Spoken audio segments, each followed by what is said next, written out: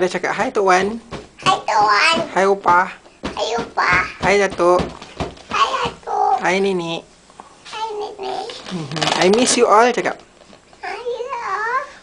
I love you cakap. I love you. Aisyah cakap juga. Tak. Ha, kenapa Aisyah tak cakap? Kenapa Aisyah punya mana dah meletup ke? Tu tak terkeluar angin je.